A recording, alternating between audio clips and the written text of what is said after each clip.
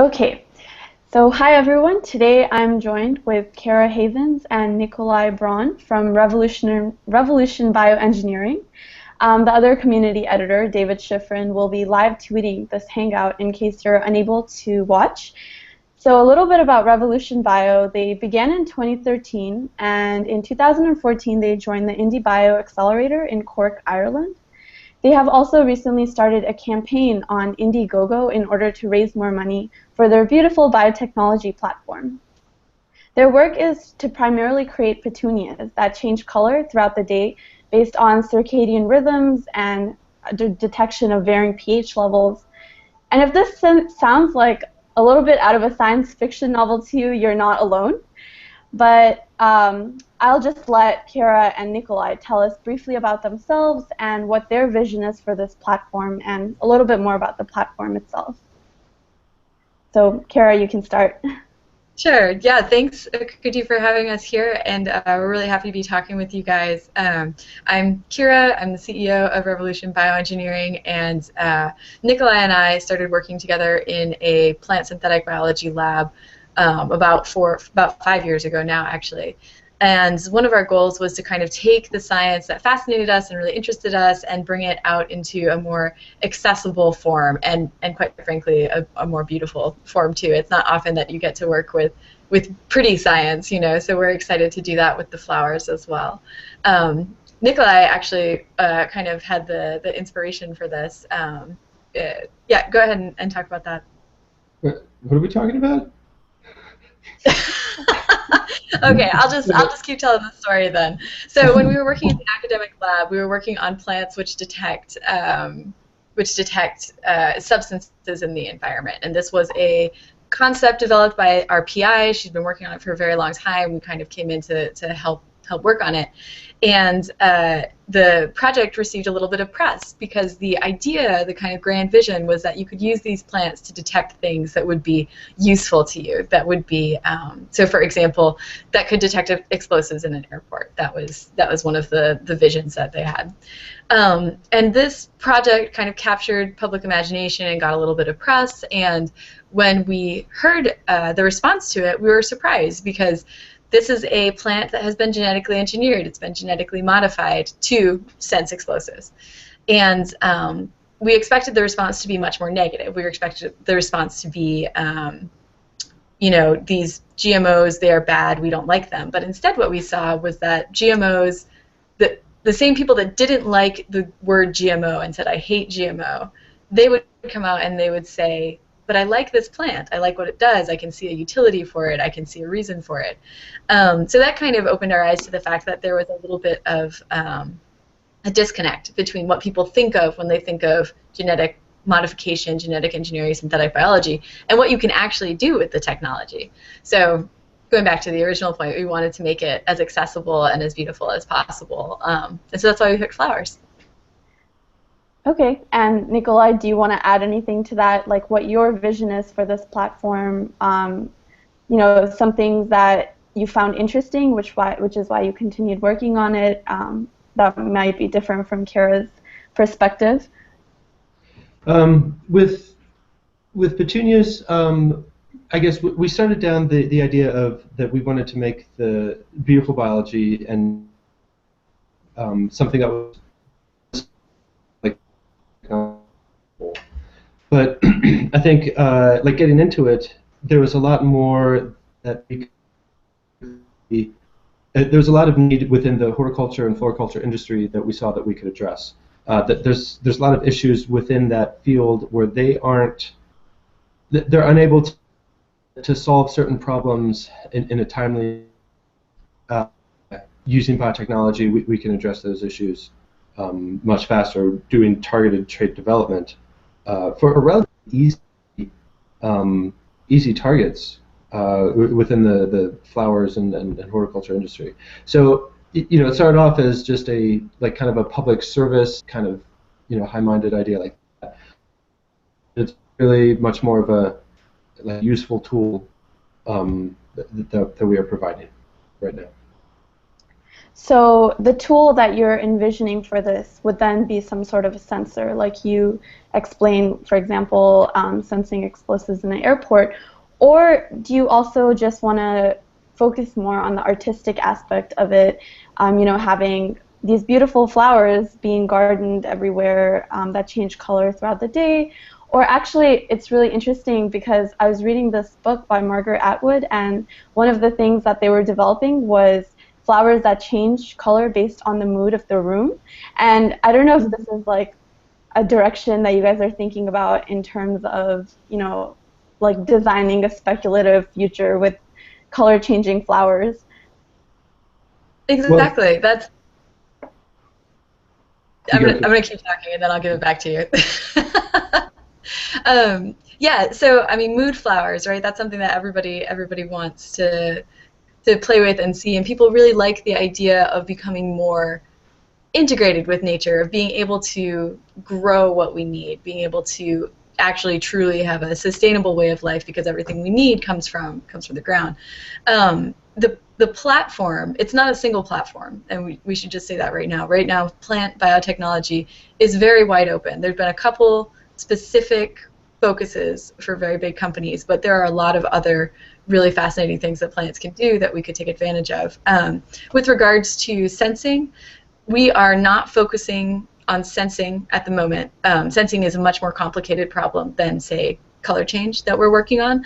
But talking about the mood flowers, we have a flower that blooms white most of the time, and if you wanted it to be red, you could change it to be red. So I don't know if that counts to be a mood flower or not, but they can't sense them from your brainwaves alone.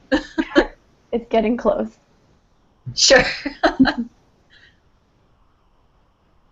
Nikolai, did you have anything to add? Yeah, and there are a lot of really cool directions that we would love to expand into. I mean, you talk about like the sensing plants. That would be awesome. That would be cool to do. There's certain agricultural commodity crop targets also that we would like to hit, but we have to get started first. And that's, we're starting with petunias. Petunias, there's a sequence genome. They're really easy to transform. There's a lot of tools out there for them. So, we're still working on step one here.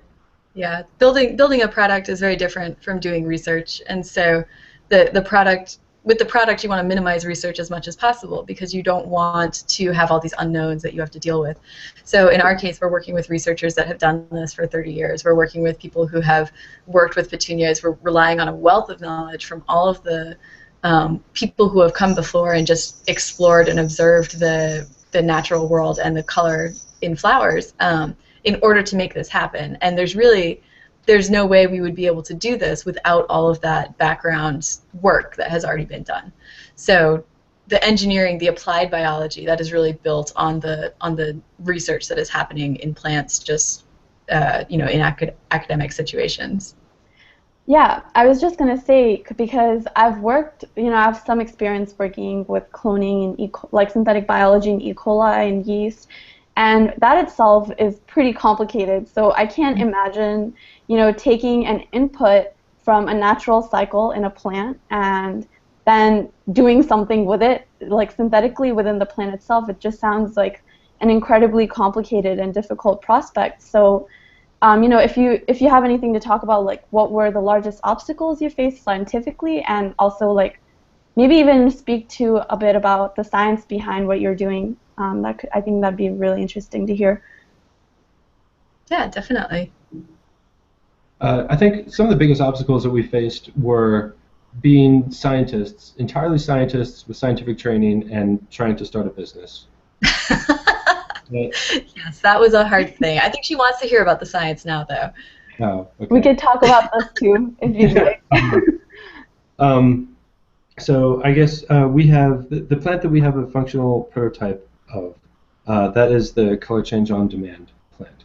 That is where we have, it's the plant that what Keira mentioned. It blooms all white, and then if you like empty a beer out on it, something like that, it's ethanol-inducible promoter system within the plant, and that will turn on expression of the anthocyanins, and you get color development in the flowers, and it's like a red-purple kind of color. That That is something that a partner lab in the Netherlands has developed. That was not something that we specifically set out and designed and did. That is more that they had this thing that they developed, and they are allowing us to use that as a something to market and use for Well, our. and this was developed as a training tool for people in the lab, to teach them about gene expression, to teach them about, how you can get, to teach them about inducible expression of genes. And you just paint your little steroid molecule onto the flower, and then the next day you end up with a flower that is red. And it's a little bit of, a hands-on instructional for something that is really intangible, like we were talking about before. And so being able to bring that concept to a wider audience and being able to bring, that sort of magical, oh look, the flower was white, now it's red, experience to people, that's a really fantastic way to allow people to get in touch with the science and understand it on a deeper level. So it's nice that we have the chance to do that with this product. Right. And you were talking about the circadian color change a little bit before. So this is a design that we have, and this was our first design, and we wanted to connect what I'm sure everybody here has heard of the circadian clock. People have it, animals have it, plants have it too. And so getting back to what I said about building a product and trying to keep the amount of research to a minimum, the most difficult part of that is going to be the regulation of the expression. And so we're going to use a naturally occurring robust regulatory system that already exists. And circadian clocks by nature are pretty robust. It's very hard to throw them off their loop.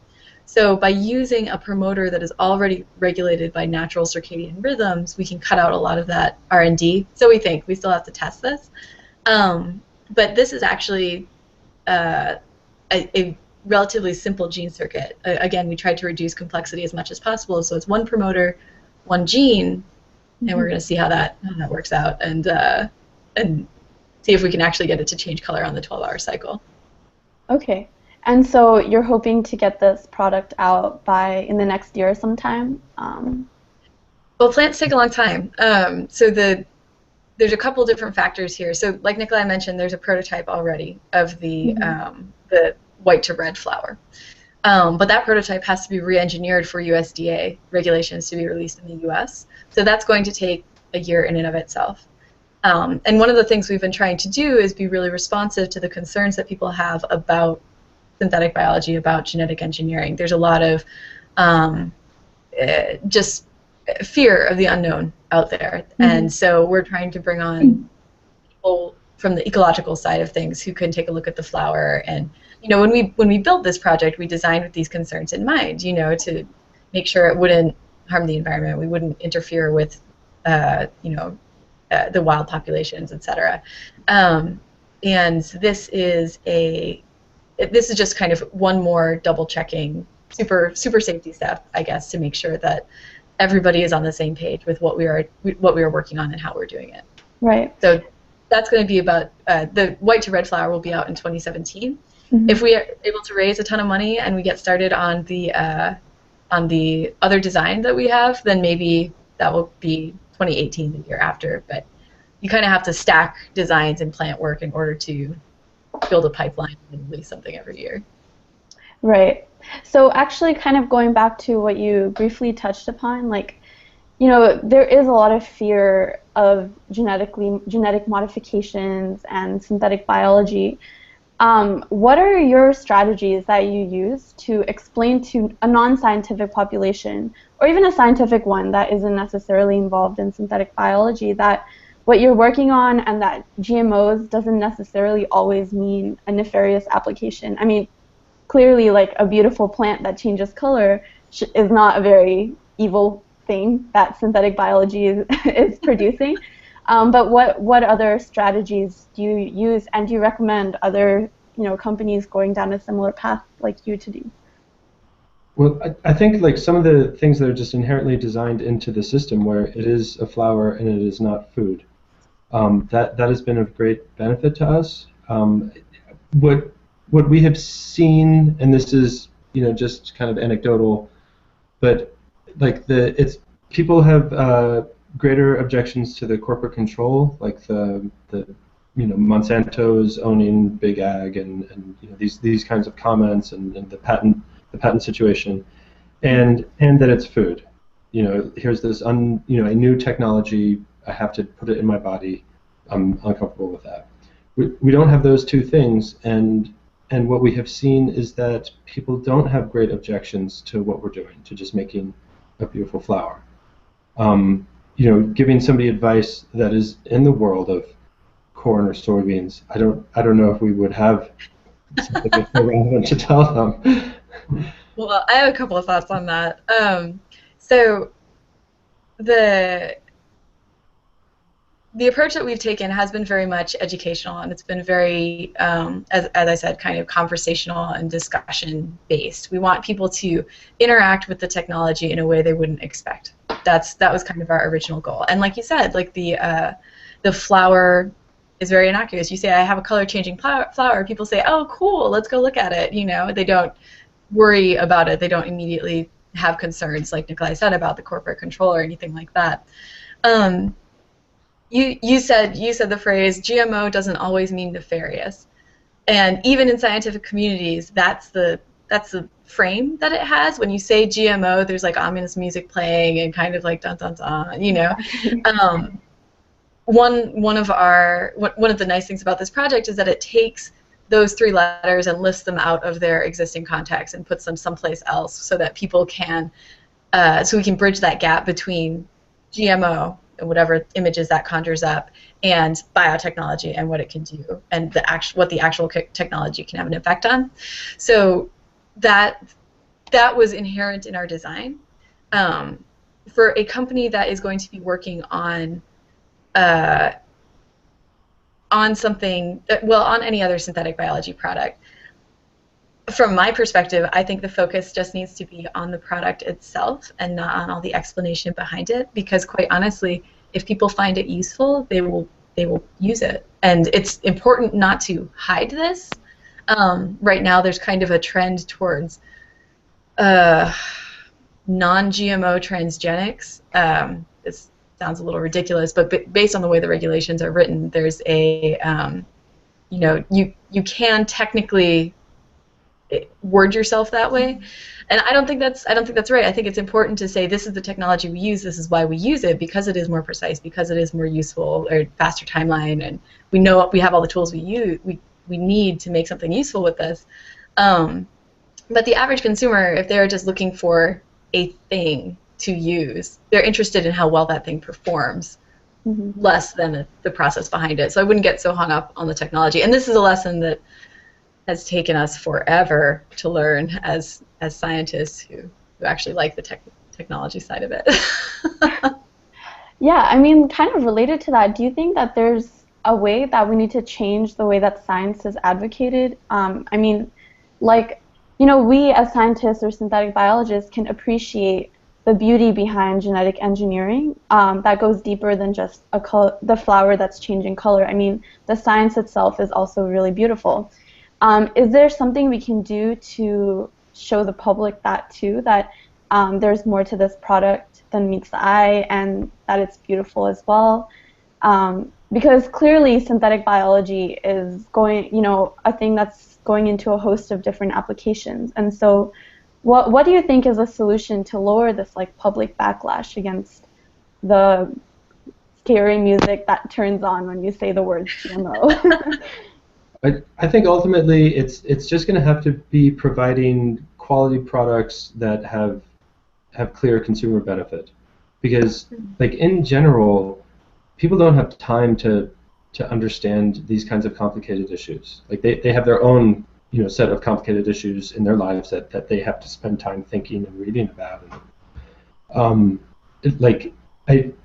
I think going down the path of we need to educate everybody about synthetic biology, that just isn't going to win.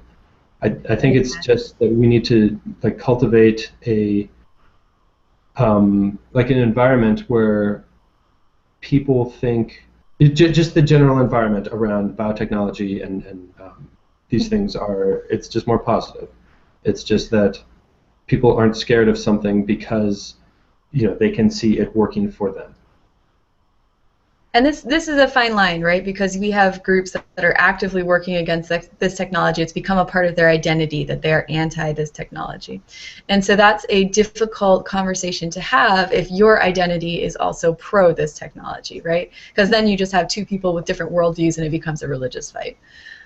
So really we need to change the associations, like Nikolai was saying. I've told a couple people, like, my goal would be for our flower to take the place of the hybrid orange apple that's on the Wikipedia page, because there are, that hybrid orange apple that is there because it is unnatural, and that is what people associate with GMOs right now. Mm-hmm. Whereas color-changing flowers, that's a new way that we interact with the environment, and we make it more beautiful, and we build a future that we are interested in, not one that we are frightened of. Mm-hmm. So I think a big part of it for our community is going to be divesting ourselves of the importance that everyone knows that everyone knows synthetic biology is a good thing, mm-hmm. While still being able to speak with confidence about the technology and say, no, this is useful. Here are the situations where it's useful.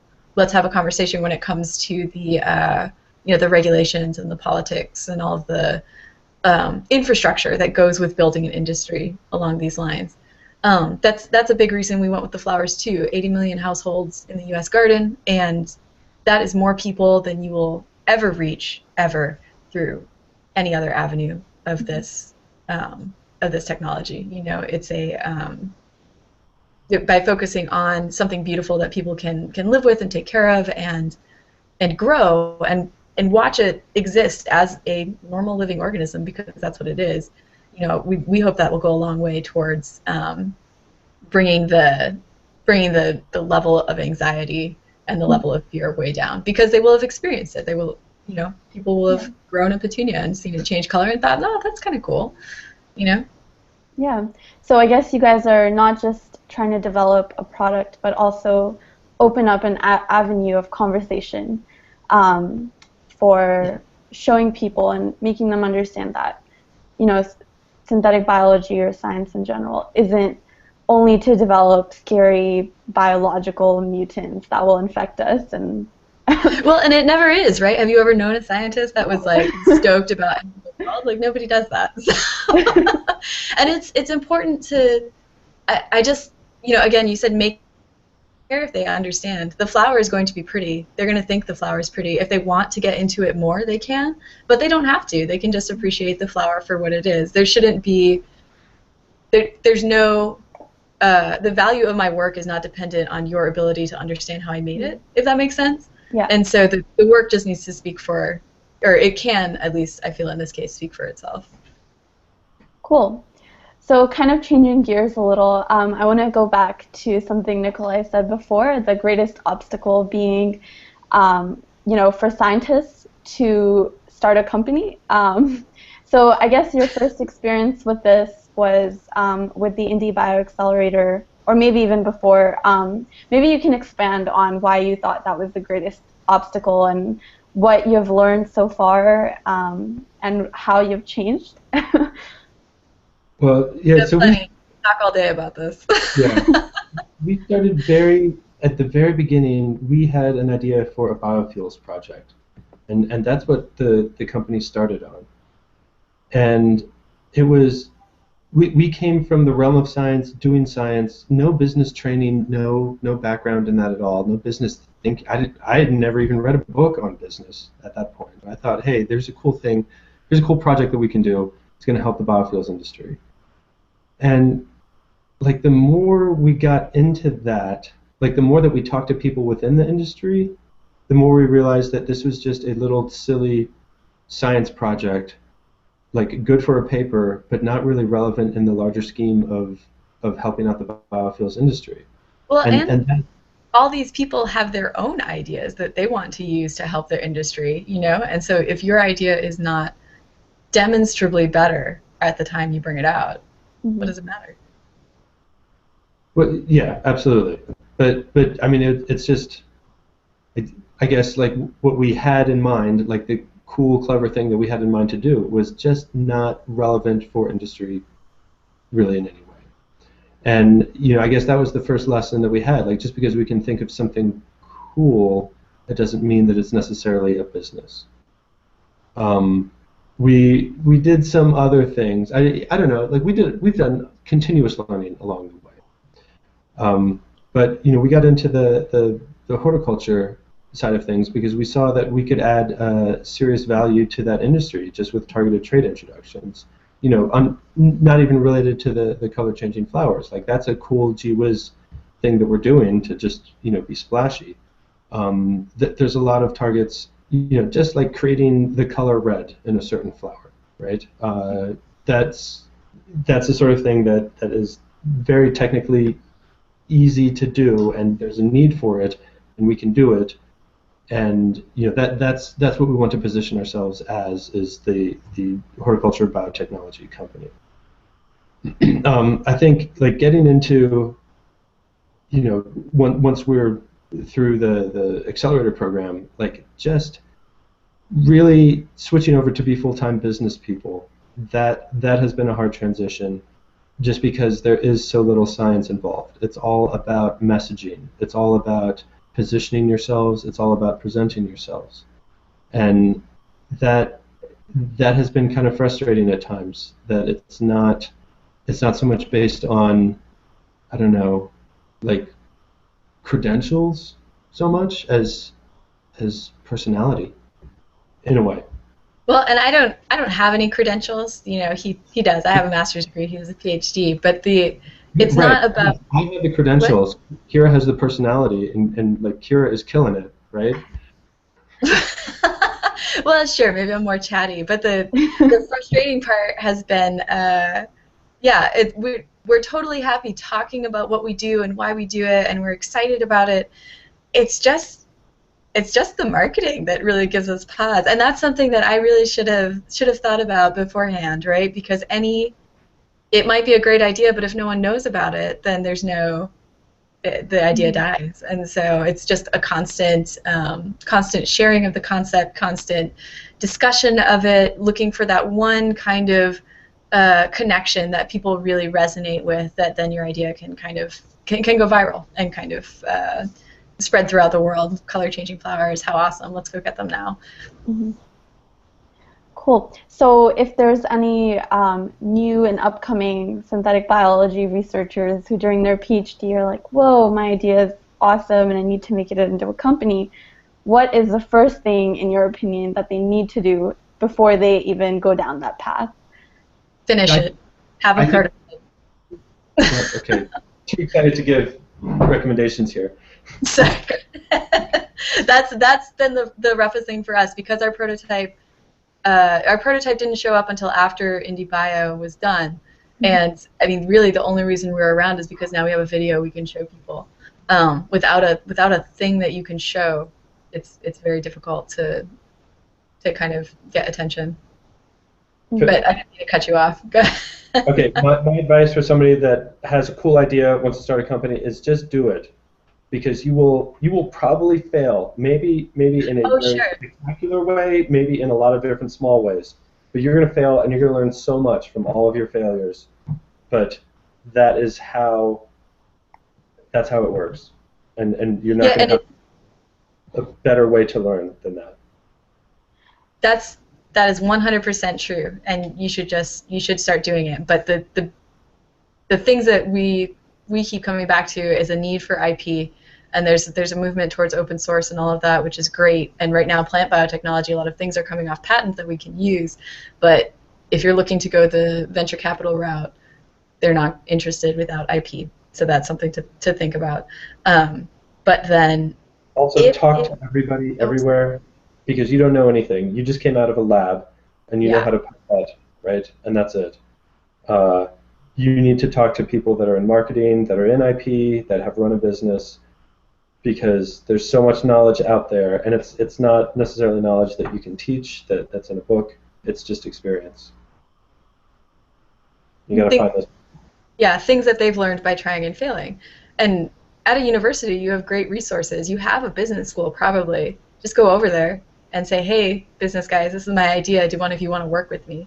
And, you know, make sure you pick someone that you can work with like 24 hours a day and also drink with and, you know, have a good time with, because really, if we didn't have that, we probably wouldn't probably wouldn't still be sane. Because a good business partner is half the battle, honestly. Yeah, actually, my next question was kind of related to that because, you know, like, especially when you're in school or when you're doing your PhD or master's or internships or whatever, you come up with so many different ideas with many different people that you think like, oh, this could be the next big thing. But how do you know if it really is going to be the next big thing? So, in one sense, like the idea itself, and in the second part, like, how do you know the person you're working with is going to be someone that you're going to not want to kill in 1 year? It's okay to want to kill them, so long as, you know, you have a you have a way to talk yourself through that. I think. Yeah. So how do you know it's going to be the next big thing? You don't. I mean, Well, you don't. have to do a lot of research. That you have to call people in the industry. You have to talk to them about your idea. You have Yeah. to like really risk that you talking about your idea with industry, like that they may take it and run with it, I guess. But like, how are you going to know otherwise as an outsider if Mhm. if your idea is any good? Like you have to interact with people that are going to actually be using it. They're going to be And your there, customers. yeah, there are things you can look for, you know, like, oh, I wish this capacity existed. Oh, I want this thing. You know, there are things that maybe people who use this down the road um, are really interested in having, but they just don't know how to get there, and maybe you have a way to get there.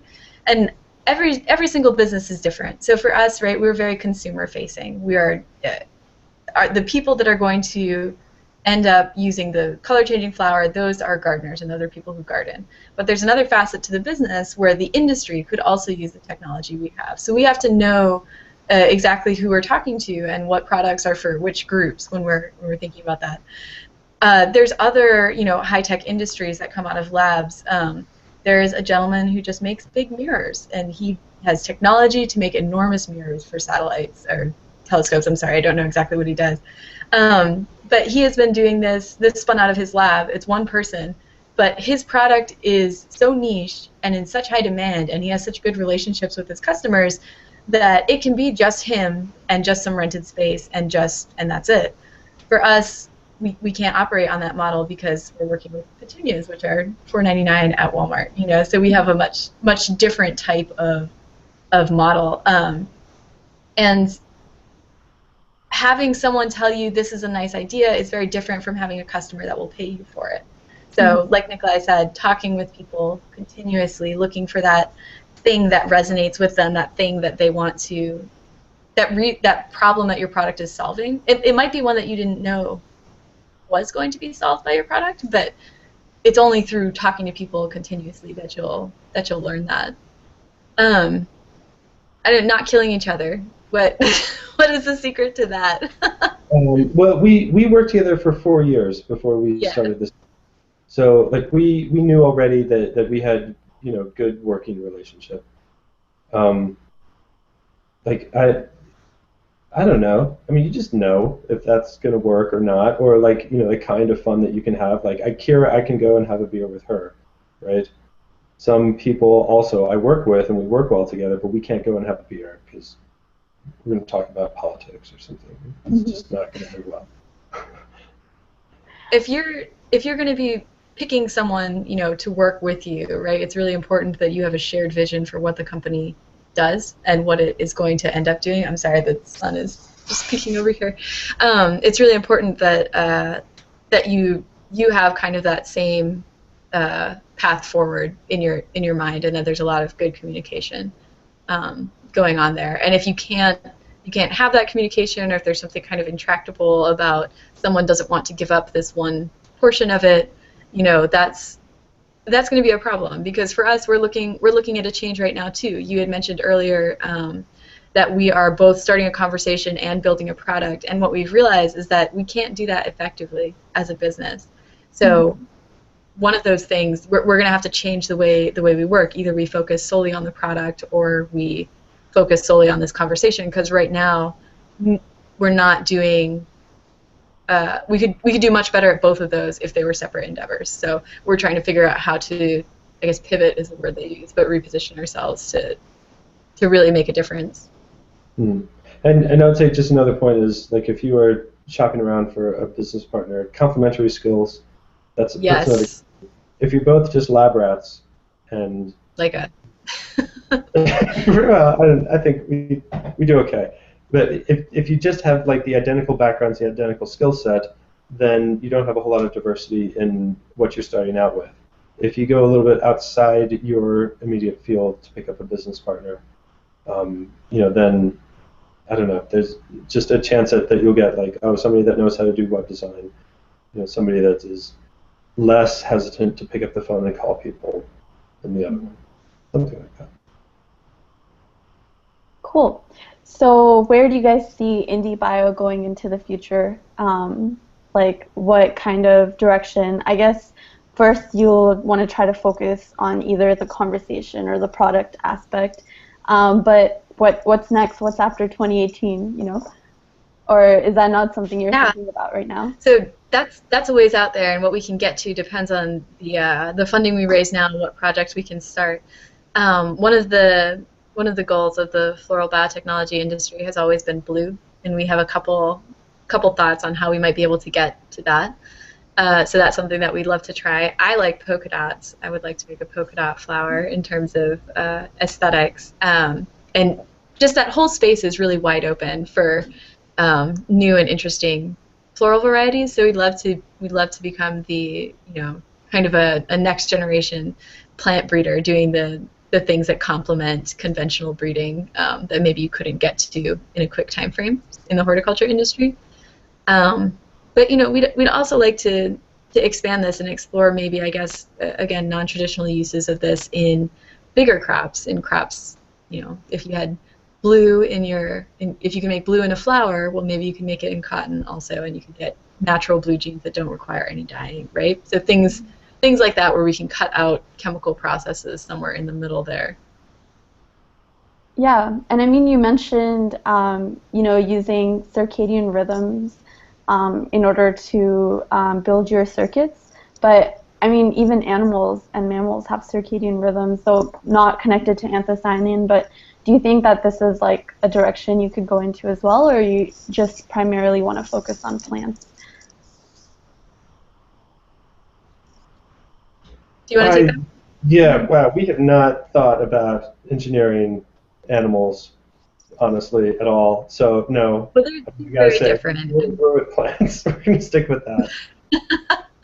Yeah, we're not quite at the point where we can lift a circuit out of one organism and just place it in another and have it work the same way, which I'm sure you know from working in bacteria. If it's something that works in E. coli may not work in this, So in addition to that, working with people for medical purposes, that's again, a very different type of business. It's a very different sort of funding structure. It takes a very long time, and we would need to while here, the Indiegogo is raising $75,000 for us here, and that we can scrape by on that for a year and a half while we get these flowers set up. If we were looking for a medical application, we would need very large money for. That would probably open us up better to VC funding, right? Because it's just a different type of something. Yeah. But we are such outsiders to that arena. I know nothing about that. I'm not the one to start that up, I think. Yeah, that's outside our area of expertise. But if there's one thing we've learned, we can hire people with expertise if we have the money. So if it is something we decide to get into, that will be the path we take. Mm-hmm. Okay, so I guess we're kind of nearing the end of our conversation. Are there any last words you guys want to put in, last pieces of advice for the viewers, or lessons learned, voices said, I don't know. This has been one of the most rewarding Yeah. things that I've done in my life. Just taking a wildly reckless jump out of a very safe life path and starting up a business. I have learned so much in the past 2 years or so doing this. You know, do it. That's it. If you got an Yeah. idea, just go for it. Just try it. Awesome. Yeah, it never hurts to say yes to things. And you know, when we first got to Ireland, I remember like a week in, I was like, it feels like we've been here for months because there's so much that you don't know that you're learning that you kind of pick up and understand, and it's just a whole new set of experiences. And really, it's been fantastic. You may not know, you may not realize how unique your knowledge set is when you're in the lab, when you're only surrounded by people who focus on this one thing every single day. But just as a result of having this knowledge of plants, of synthetic biology, it puts us in a very specialized niche group, and we've gotten to speak with people all across the world, really, at venues where maybe it's not directly related to your field, your academic field, but people in that area are interested in what you have to do. We've talked at food security conferences, at the Future of Tech conferences. People want to engage with the science, with the newest thing, with the people that are actually doing the work and know about the labs. So don't be afraid to talk about it, and don't feel like if you don't say something as precisely as it could be said that there's something horribly wrong with it. That's okay. Just start talking with everyone, really. So have you guys been able to develop like a lot of crazy partnerships due to this experience of like going around and talking around the world, or even like at your time at Ireland? VC partnerships, did you say? Just partnerships in general, like people who are interested in kind of pushing your technology in a certain direction or using it for their own stuff. Yeah, that's quite honestly the only reason we're kind of around is because we went out and we talked to people, and we flew there in person, and we said, this is what we do, let me answer all your questions. Cool. Yeah. Okay, so I guess, do you guys have any last words or? Yeah, visit colorchangingflowers.com. And then go get a color-changing flower, please, because if you want to see beautiful biotechnology in the future, this is your chance to make it happen. All right, thank you so much, Keira and Nikolai, for joining us today and being part of this PLOS Q&A session. And of course to David for getting the key points out of this talk on Twitter. So you can go to colorchangingflowers.com to support RevBio, and you can also visit their website at revolutionbio.co. And we'll also post this Hangout on the PLOS Synbio website for you to access at any time. Cool. Thanks, guys. Awesome. Thanks so much. Thanks so much.